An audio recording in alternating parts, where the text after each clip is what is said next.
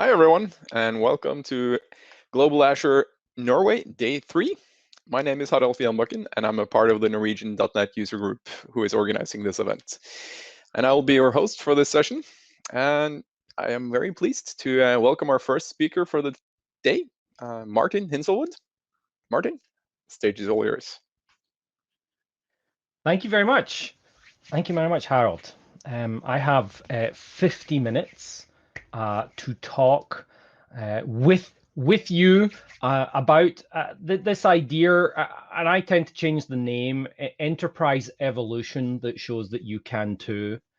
I want to be very clear that there's no such thing as an agile transformation, a DevOps transformation, or any type of transformation. It's not like a caterpillar turning into a butterfly and then everything's awesome. It's a continuous evolution of your organization and your company towards some end goal and vision, and that end goal and vision keeps continuously changing.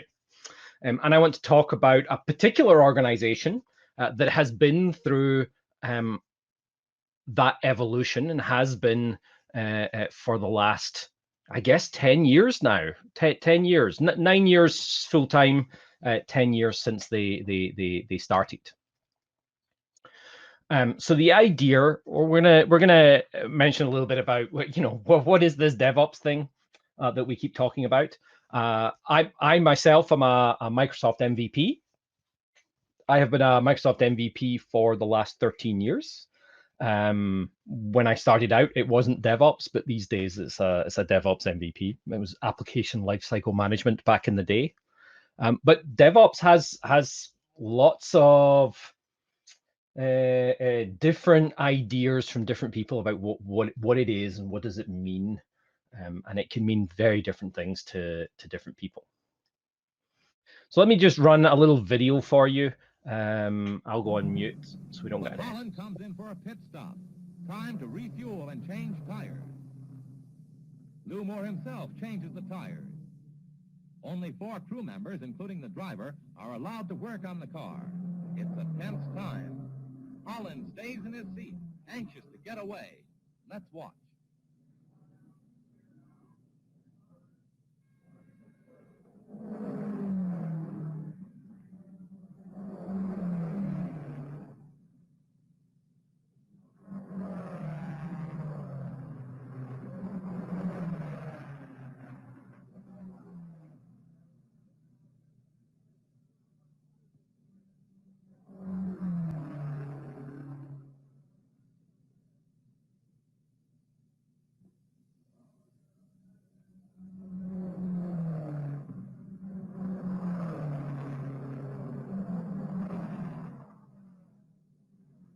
The tires are changed at last. A crewman polishes the windshield as Holland moves away just 67 seconds after he stopped.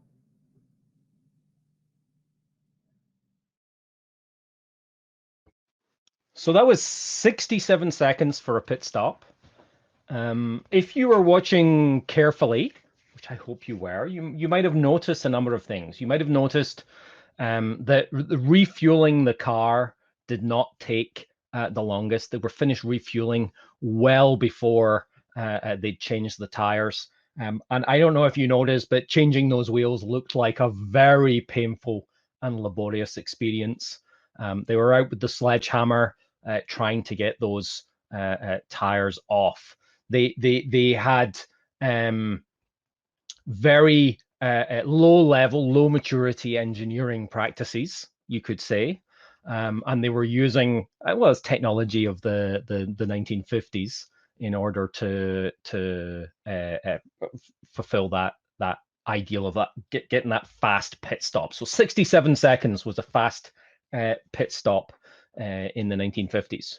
I'm going to show you a second part of that video, which is the 2013 Melbourne Grand Prix and the pit stop there in Formula One. So let me hit play again. I'll go on mute.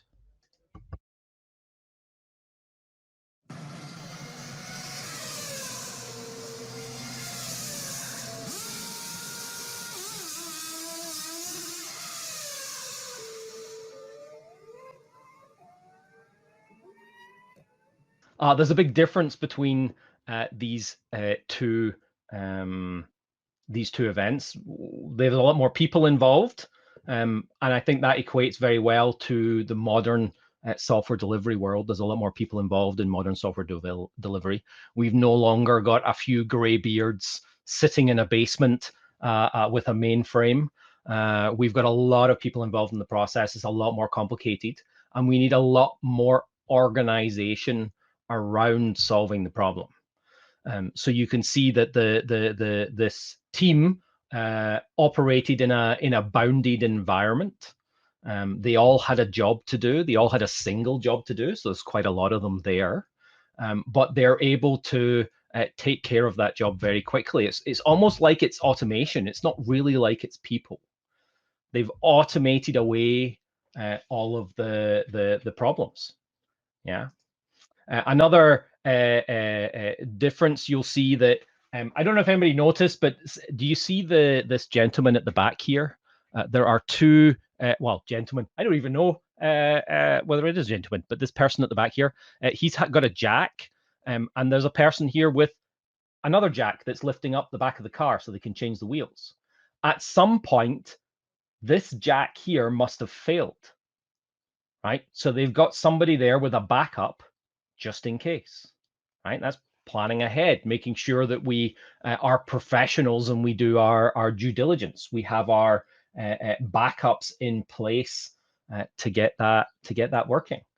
I think that's the purpose of DevOps. If I was to quantify DevOps as one single thing, it is this idea that we need to be able to both develop a way of doing something, deliver it into production, and operate it in production.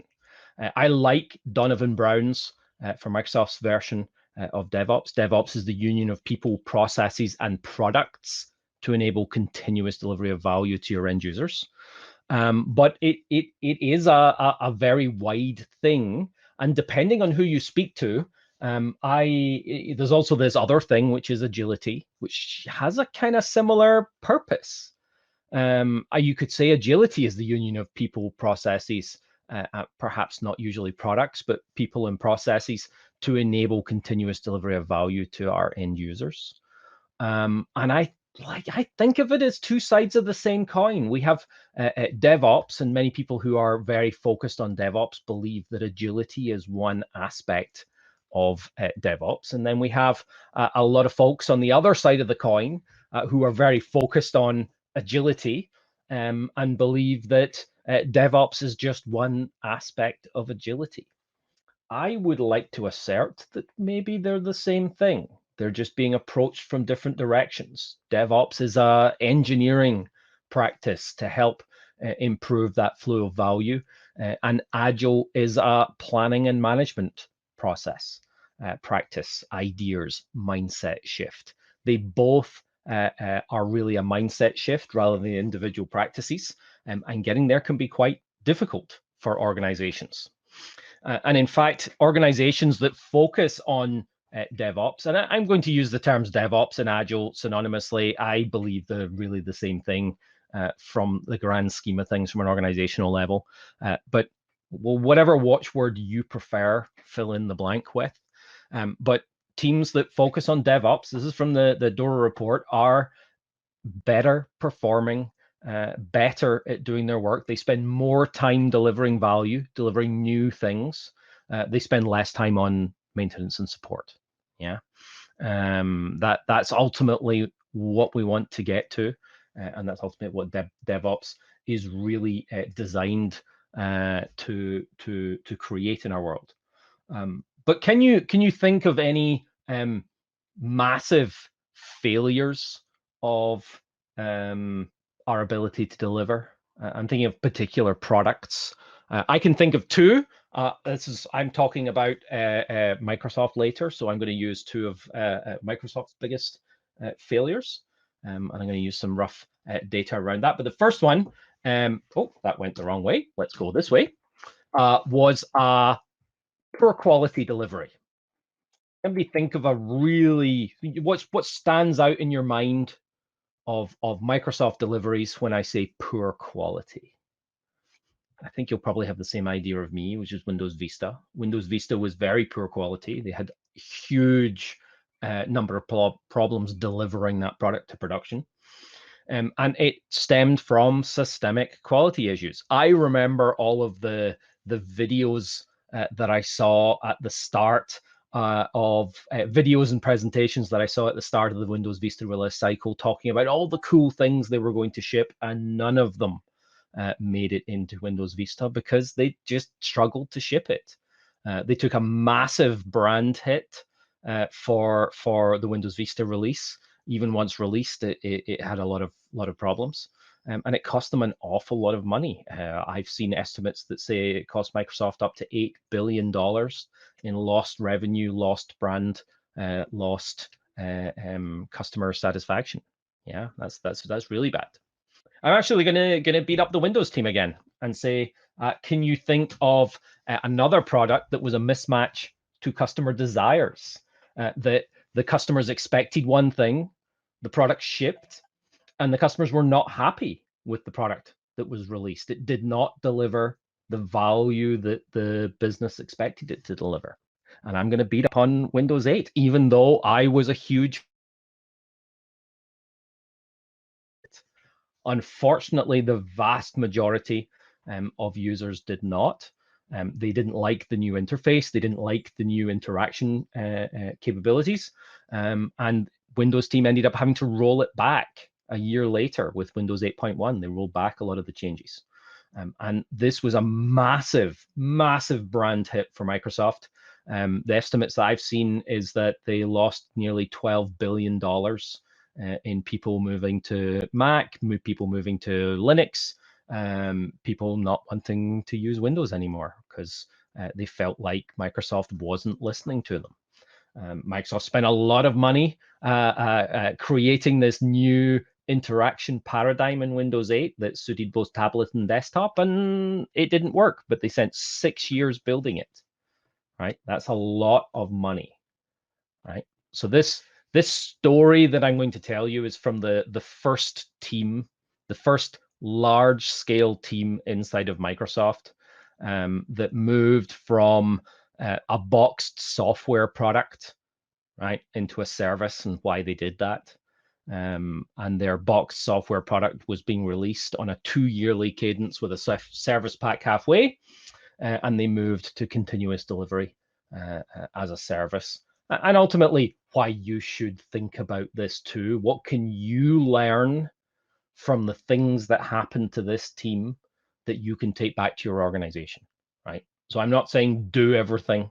Absolutely, I am not saying do everything that they did, but we can learn from what happened to other people, the mistakes they made, the things they tried, get ideas for the way we might want to change the way we work. So I'm going to talk about the Team Foundation Server team, the Visual Studio team at Microsoft. Team Foundation Server was a very good product in its time. It was very popular. I know definitely had some issues, especially as it started getting a little bit older. So it first shipped way back in 2006. The early betas were available. 2008 was really the big launch. That was about the time I became an MVP in 2008. So I've been working with this product for a very long time. One of the problems that they ended up with is that the release cycle was so long that they struggled to deliver what the customers needed. Yeah, you potentially there's a bunch of developers watching this. You all struggled using this tool because it didn't provide the capabilities that you needed when you needed it. The technology of how we delivered software, right? How we wanted to deliver software and the tools we were using to build software moved quicker than the product that we were using to support our endeavors in that. Yeah, Team Foundation Server started to lag behind in the world, and this is really the story about how did they turn that around? How did they go from lagging in the industry to leading in the industry? And yes, we can. The elephant in the room there is GitHub as well, but we're going to talk about this is all before the GitHub acquisition. So I really like this fellow. I have a lot of respect for Satya Nadella. If you read his book, it's awesome, and I think there's a really important quote in here. There cannot be a more important thing for an engineer or a product team than to work on the systems that drive their productivity, right? I would rather any day of the week trade off features for productivity. I'm going to show you some data around why for this team, this is the Azure DevOps team at Microsoft, that it had massive payoffs. And this quote from Satya Nadella is after that, and he applied it to the entire organization. If you have a productivity issue on your team, you should be focused on that. You should not be focused on new features. If you are more productive, you'll build more new features for your customers than if you just deliver features based on your existing productivity. So it's really, really important. It's almost the most important thing to spend time on your own productivity. Okay. And I think hopefully, why is that going backwards? Right. Microsoft are in a very different place now. This data is actually from 2008, so it's 3 years old. Way back in 2012, when they started their transition towards agility, they were doing very few deployments per day. You could probably count on your hands the number of deployments you can do, maybe your hands and your toes, the number of deployments they were doing per day. But as of 2018, and this is just data from Azure DevOps, so that's them using Azure DevOps to deploy their own tools, 183,000 deployments per day, right? That's more than the number of software engineers that they have. So their products they're doing a lot of deployments. 2 million Git commits per month, right? Think about how often the change in TAC that happened when you moved from server-based source control to distributed source control systems like Git. If you haven't already, this is something that happens is you commit more often, more frequently. It's easier to find where the faults are that you introduced, right? That's one of the things of getting faster. 6.3 million builds per month. I mean, these numbers are just huge. And part of that, the things that they did to get there, this is the things that this team has learned so far. I'm going to cover as many of these as I can in the next 32 minutes. If I skip over anything or I don't go too detailed on anything, please feel free to hit me up on LinkedIn, and I can provide more detail. I have presentations that are a whole hour long just on each of these topics. So there's a lot of information there, and I'm going to just give you the highlights so you can maybe see where you want to dive into. So really the first one is focus on the customer. Right? You have to focus on the customer. Really nothing else matters. If you focus on the customer, everything else should come back from that. But listen to your customers. And don't just listen to your customers based on what they say, right? That's one part of the story. Also listen to your customers based on what they do in your product, which means you're going to need some form of telemetry in order to really listen. But this team listen through a number of channels. They have the ability to just report a problem or suggest a feature. That was on user voice. I think it might still be on user voice just now, but you can do that yourself.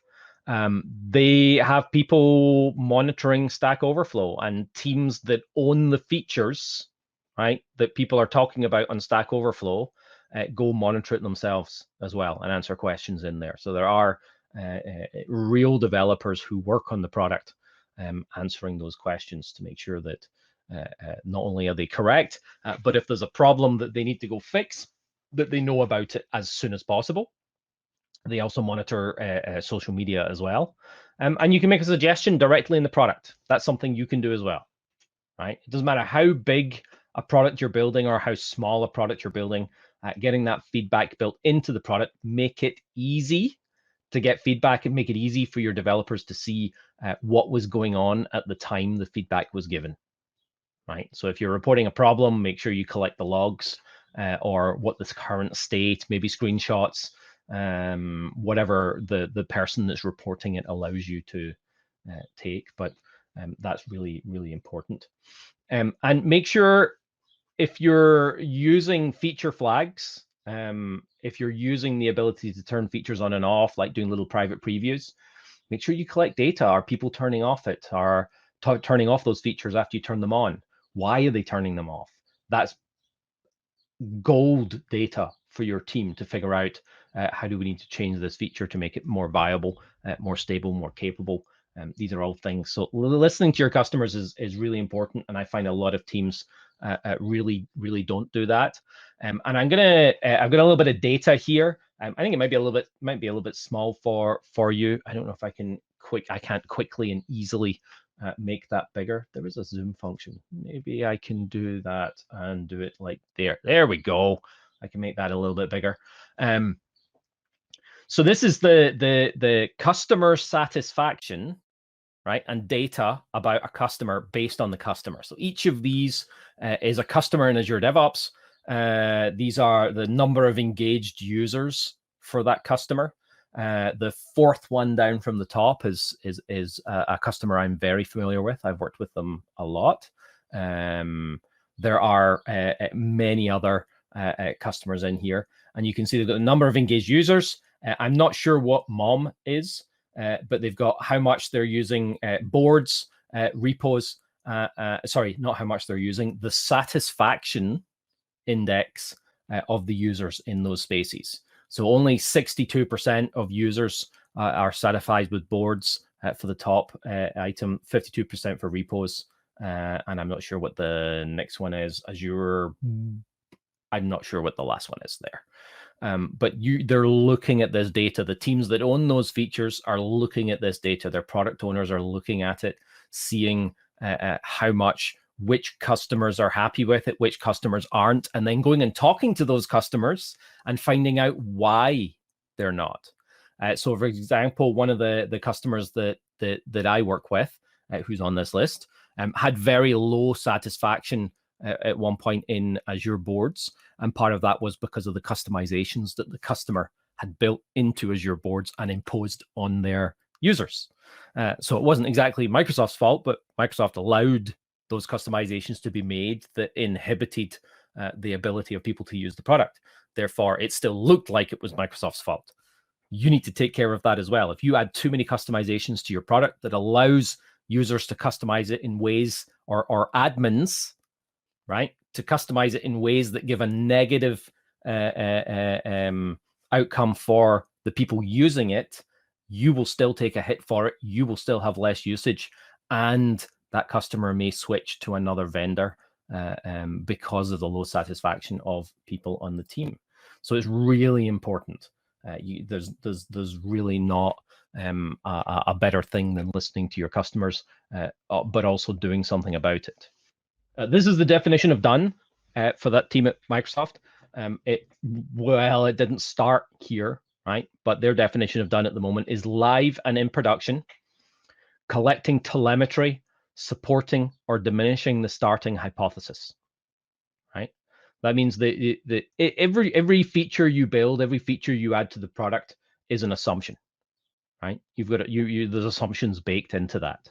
You assume that users will use it. You assume that they'll get benefit from it. You don't know, right? The only way to know is to have an idea about what behavior we're trying to change in those users, figure out how we monitor that change in behavior, right? And then monitor it. So we deploy the feature and we see if we change the numbers, right? That's hypothesis-driven decision-making. If there's no data, we're shooting in the dark. We've got no idea whether our features were successful. I worked with a bank in the US. There's the average from the Standish Group in Boston. They do a chaos report every year, and the last report that I saw, the average percentage of features that your customers use that you build is about 35%. 35% of the features that you build are used. If you think about it, for every $1 million that you spend on a product, $350,000 is of value. The rest is not of value, right? So we want that number to be bigger. That would be awesome, right? But this bank believed they were banked, and they believed that they understood their customers way better, that more of their features were used than anybody else, that they must be on the high end of that because they really understood their customers and were building just the right thing. We added application insights to their product. We monitored it for a few months because they have month-end users and that kind of thing. We didn't get to year-end users, but we had month-end users and some year-end users because everybody's year is different. And the data showed that about 10% of the features were being used. So for every $1 million they invested in their product, only $100,000 of value they got out of it. That's horrendous, right? But they didn't know that. In fact, they believed something different. How do you change that? You need data. You can't change anybody's mind with an assumption. So collect as much data as you can, but make sure you collect the right data as well, right? If you collect the wrong data, you can change behaviors in your employees. Do not, for example, collect, in fact, I'm going to show you in a minute what not to collect. That's a good one. Awesome. I'm glad I have that in there. At the moment, Visual Studio, for example, pushes about 7.5 terabytes of telemetry into their data analytics system through application insights. So that's a lot of data to sift through, but it's all data on how fast does Visual Studio load, what features are being used, how often they're used, in what context are they used, and they can go spelunk that data using some of these tools and look at the different sets of data. So KPIs, for example, are important, but you have to be monitoring the right thing. So here are let me move my mouse over here. Here are the teams on the left here. So there's the Agile team, which is the boards, Azure boards, and they have 1, 2, 3, 4, 5 teams working on that area of the system. And then you can see the live site incidents repair work items older than 2 sprints, right? So they don't want bugs found, live site repair items that get stale. That means we're not fixing the underlying problem. We're just, we're rebooting the server. Okay, now it works. Wait till the next failure. We don't want that. We want to fix the problem. So this is that. And you can see some teams are not doing so well, so other teams are doing better. And it could be that those are just hard problems to solve. Maybe there's major architectural changes in there in order to knock these things off. So that's something we need to do. So there's some data to monitor. And in fact, they monitor usage of the product. So how do the customers use the product? So here you can see acquisition, engagement, satisfaction, churn, and feature usage, right? We want to monitor that in our product. We also definitely want to monitor velocity, but maybe not the velocity that you're thinking of.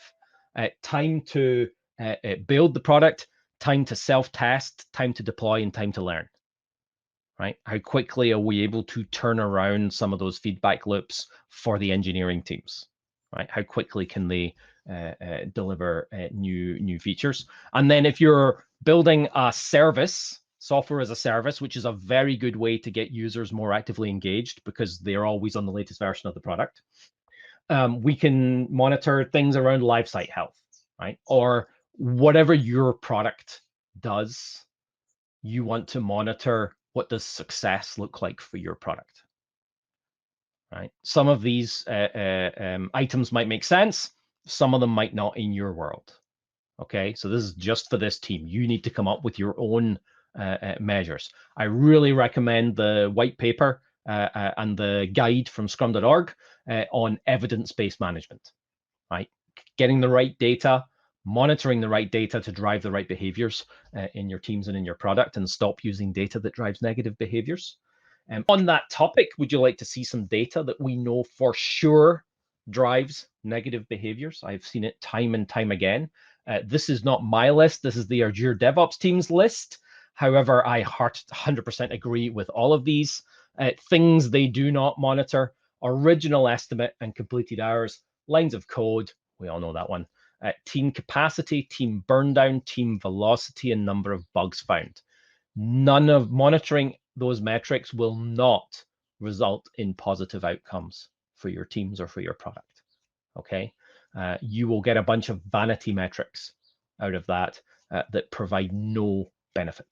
Okay, if you want me to dive into any individual one of these and why they provide no benefit, hit me up on LinkedIn and I will happily do that. I have a couple of blog posts around velocity and story points about why that sucks beyond the team. And you can also ask some questions in the Q&A as well. Please add them in there and we can try and answer them at the end. Cool. So once we've really figured out what the customer wants, like really got obsessed, bunny boiler level over our customers, we want to find the most painful thing and do it more. What do you remember from the video at the start? What was the most painful team for the Indianapolis painful thing for the Indianapolis team? It was changing the tires, wasn't it? Yeah. It took them a long time to change the tires. That was the whole time was figuring that out. They refueled the car in the time it took to change all of the tires.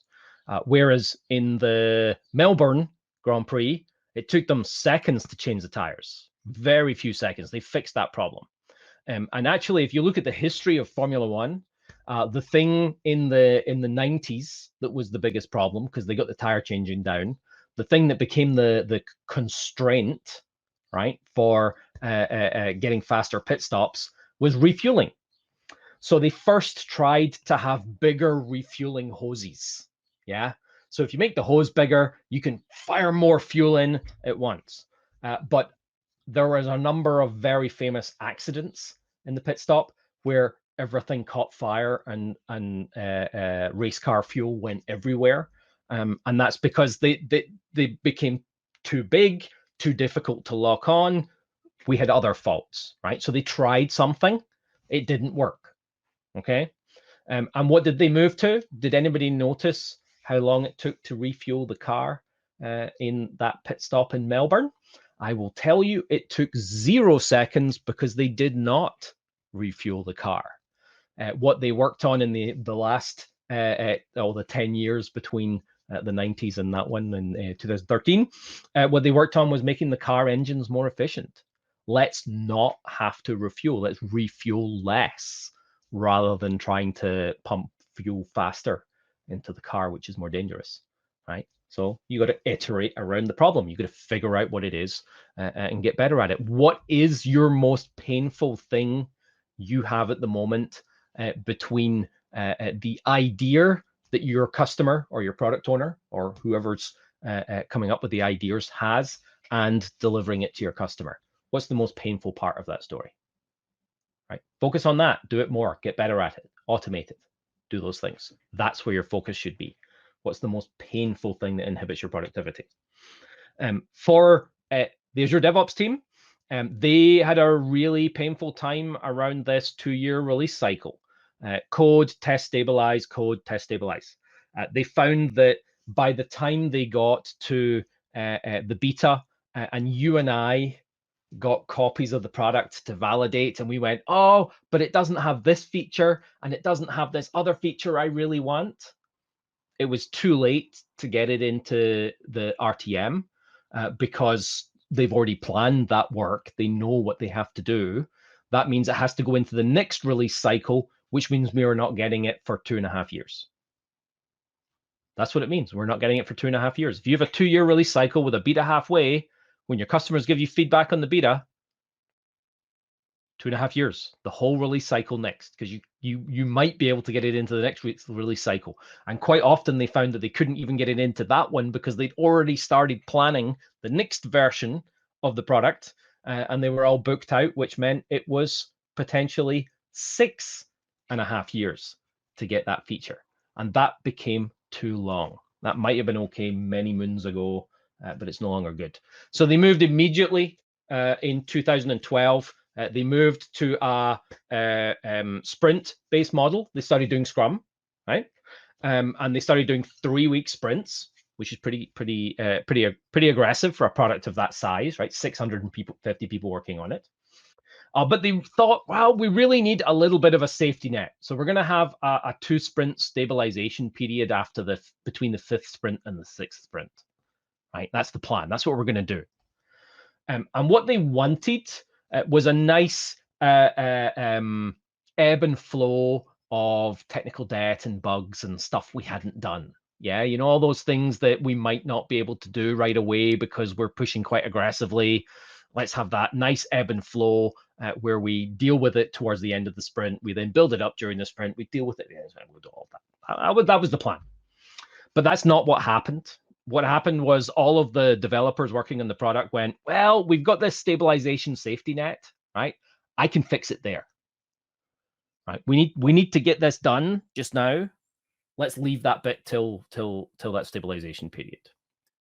And what happened was technical debt and bugs and stuff not done just started skyrocketing into that stabilization period, and the 2-sprint stabilization period was not long enough. Right? I've seen this happen before, even before I heard about it from this team. This is what happens when you have that safety net. So they switched it up. Their take 3, what they're doing, and pretty much what they're doing now, and they've been doing for the past 8, 9 years, is 3-week sprints. They've been doing 3-week sprints with a 1-week deployment. It actually takes longer now. So this is not quite identical to what they do now, but 3-week sprints. They just moved to 3-week sprints. And the output from every single sprint since they started was deployed to production. Every single sprint. Like, end of the sprint, that's what's deployed. I think that is fantastic. And what they found was in moving to that model, they had to focus on some of those things. They had to get better at delivering what their customers wanted, right? They also, so that was that focus on customer. They also get better at delivering each of the features, because at the end of every 3 weeks, they have to deploy that functionality. So it has to work, it has to be done. So we're going to do less new stuff, but do more of the things that have to happen to get into production. And by doing that, they had to pay down their technical debt, the things that they struggled with, the past undone work from all that waterfall work. And they ended up at the end of the first year, in 2012, they were delivering 22 features to production each year, right? At the end of 2013, with no new people, apart from the usual ebb and flow of people arriving, people leaving, 58 features. They nearly tripled the number of features by focusing on productivity, right?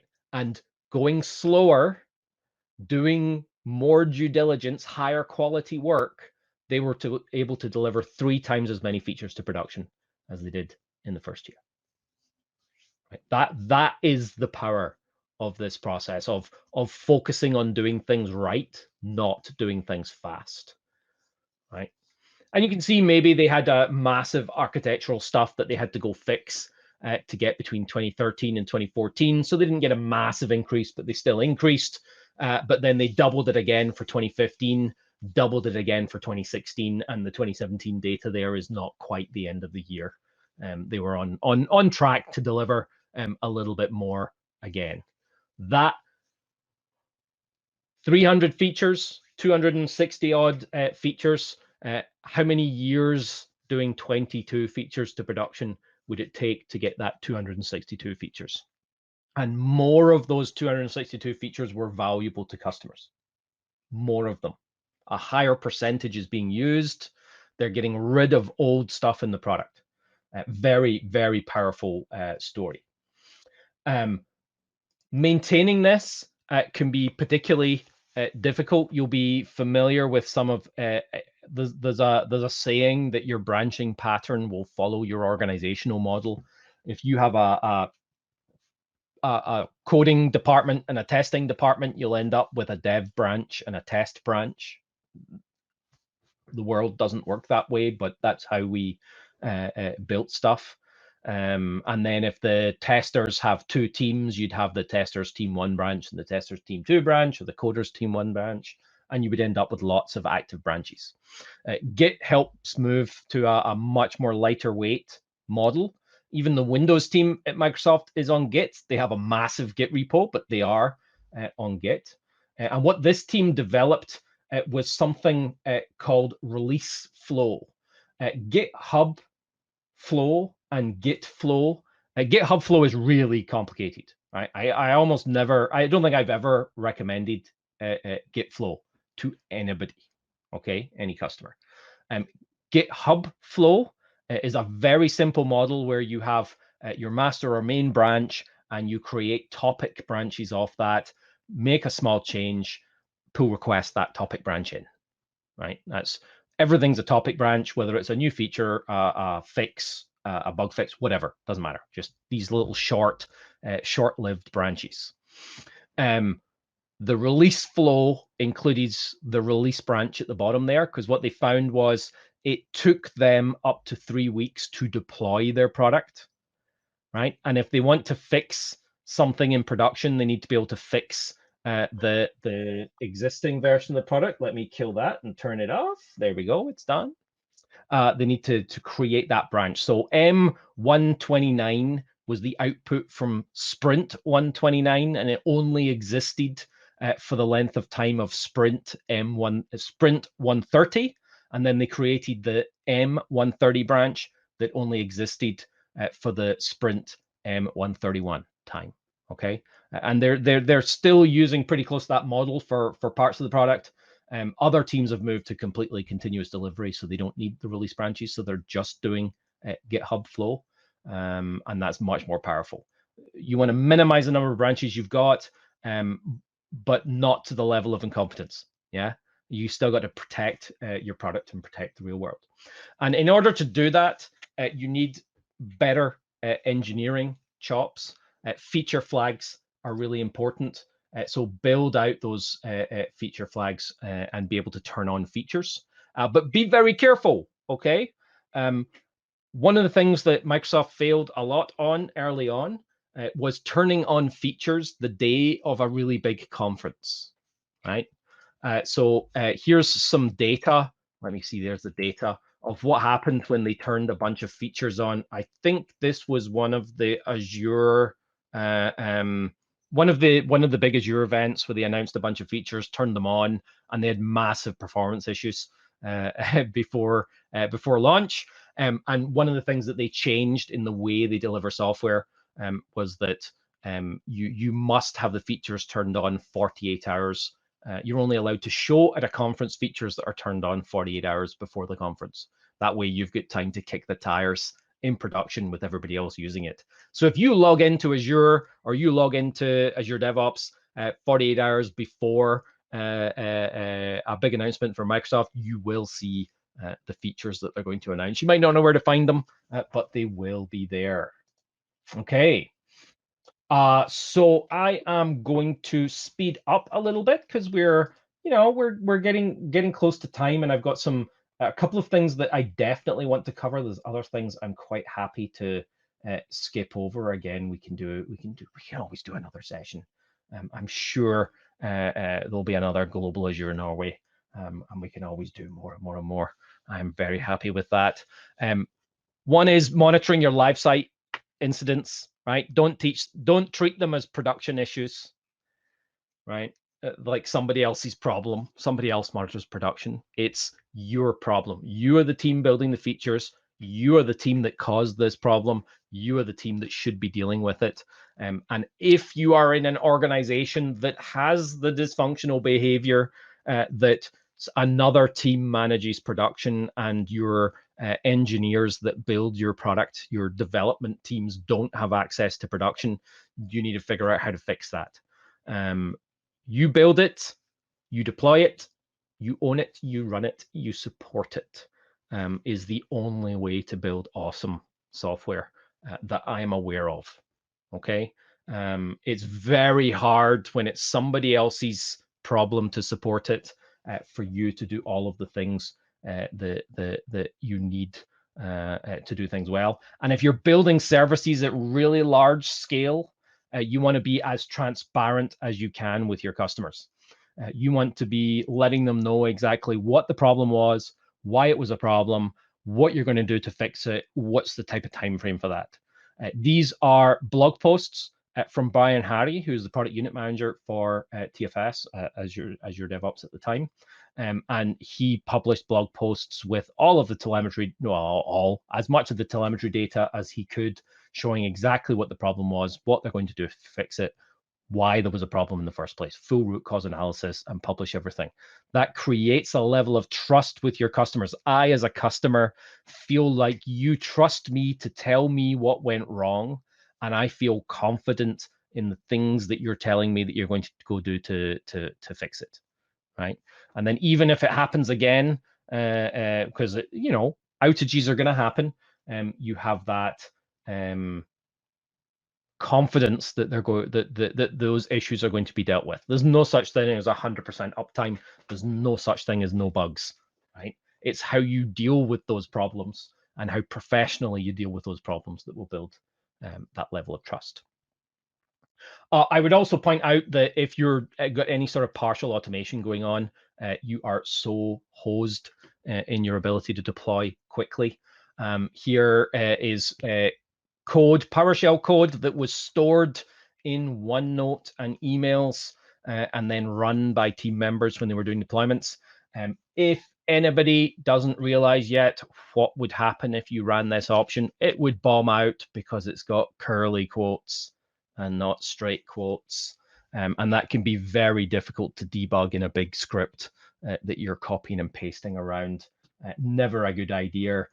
So automate everything. Everything should be automated. There should be no human intervention between your product being committed to source control, right, and it getting into production, except for approvals. Approve the pull request, right? Approve the deployment. Everything else should be automated. There shouldn't be the possibility of making a mistake in that process.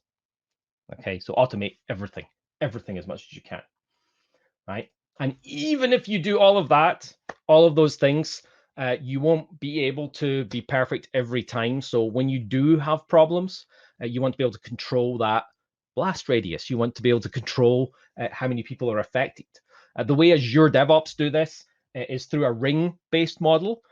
So they have rings 1 to 5, and here you can see ring 1 is internal users, so they have an instance. It's all one instance of Azure DevOps, but it has and it interacts with itself. But the ring 1 is all the internal users. Ring 2 is the smallest external data center, which I believe at the time that this was written was in South America. I think it was Brazil. So smallest external data center, and then do your largest external data center. Right, so you minimize the blast radius, and then eventually you're going to end up with all the rest. And in fact, I know that the Windows team is in ring 5, so they are the last ones to get any features that come down the line, because they are the most risk averse. And Microsoft does look at their customer profile and the problems they've had and the risk to those customers. When it's really big customers, they have an engagement manager and move them to the rings that make sense for the level of viability. Yeah, so create that live site culture inside your organization, monitoring and focusing on everybody is responsible and accountable for delivering high quality, valuable software to production. The last thing I want to mention, which I have a few seconds left on my clock here, but I'm going to mention it anyway, is we have a little bit of a paradox, right, in software. You'll know this. That's my timer going off. Is the innovation, so getting things out there fast, and reliability with control, which is why having development teams and operations as separate teams doesn't work, because they are at each other's throats trying to get things out or not get things out, as the case may be. So when you're scaling, I want you to think about autonomy. Think about the level of autonomy that your developers need. Everybody should read Dan Pink's book, Drive. It's about the truth about what motivates us: autonomy, mastery, and purpose. Autonomy is we want to feel like as people that we're in control of our own destiny, right? That we choose what to work on. We want to be good at our job. That's mastery. And we want to feel like the work that we do contributes to something more important, right? If we don't have those things as humans, our job kind of sucks and we don't care. We don't care about the work. We disengage from the process and we're just not interested. And that does not build good products. So really focus on that and figure out where your level of autonomy and alignment should be. And also control your team structure. Don't have, hopefully you're all well aware that you shouldn't have a development department and a testing department. That way lies pain and disaster. So make a single engineering department. And indeed, I really suggest creating cross-functional teams, feature teams that include both people deciding on what the features are, people building the features, and people monitoring the production hardware. Make sure you have that cross-functional team that interacts directly with your customers to get feedback and build and support and maintain those features. Let me see. I have a few seconds left. I'll see a list of questions. I don't see any questions yet, so I will keep going until there are questions. Okay. I have a few other things I can talk about in the next 7 minutes. I would rather take questions from you and answer those. But I have probably like 5 minutes of other stuff that I'd like to cover in here. But yes, please ask your questions, and then I'm sure the organizers will interrupt me with those features. Let's see. Well, let's talk about some of the things they've learned in that. If you're familiar with something called shift left is really about improving quality. And this idea that somebody else is responsible and accountable for security or operational support, or I don't know, anything that needs to be true that you don't have the skills for on your team, anything that needs to be true to ship your product to production, like it has to be in legal compliance, it has to be under SOX compliance, it has to be under, I don't know, some health regulation, whatever those things are. Everybody on the team needs to understand what those things are and how their work is impacted by that. One of the things that this team did was they wanted to move very heavily away from big manual testing. Now they had a lot of end-to-end automated tests that are difficult to support and maintain. So they needed a version of the application running in order to run these L3 tests. And they wanted to move to less L3 tests. And over the course of a number of years, which that's what's going on here, every sprint there, they're reducing the number of end-to-end tests. You can see they started with about 27,000 and they ended up with 0. I don't know how many sprints in between that is. Is that 20, 30 sprints it took them to pay back that level of technical debt? But at the beginning of this process, it was taking 48 hours to run a build and test of the product with massive amounts of computing power put on the back end of that to make that happen. Lots of parallelization of the build, lots of parallelization of tests, which sometimes created the circumstance where a test could pass and then fail because you're running 2 tests at once on the same hardware or equivalent. So by the end of this process, a developer could build locally in 3.5 minutes. 30,000 unit tests running locally in 3.5 minutes. So that allowed people to have a lot tighter feedback loop for the engineers on quality, a lot tighter feedback loop on regression, and a lot tighter feedback loop on knowing when you've broken something, so you can fix it right there and then when you know that it's a problem. So I think that is a really, really important story, and that use of pull requests and bringing it in. And I would kind of like to end on that it's a journey. That's why I called it an evolution and not a transformation. Your evolution is there's no end to evolution. You're constantly going to be changing to suit the changing demand of the business, the changing demand of your customers, the changing needs of your business and the customers, and you've got to be able to change yourself to keep up with it, and make sure you stay on track. So you're going to be constantly changing. So learn to feel comfortable with change, to experiment, to try new things that you know might not be successful, and realize that there are no failures. There are only learnings. So the only failure is in not learning from your failures. Okay, I think that's really important. Thank you very much. Are there any questions that have come in? Yeah, I'm gonna jump in here and take one of them. Awesome. So one question is, how are traditional hosters changing their operations team, or how should they change their practice? Because they are traditionally a little bit difficult, or that change is difficult because they have maybe not so much competence in working agile. They don't have infrastructure as code competency, or lagging behind. Any reflections around that? Yeah, they're good. They're going to have to learn, and the whole.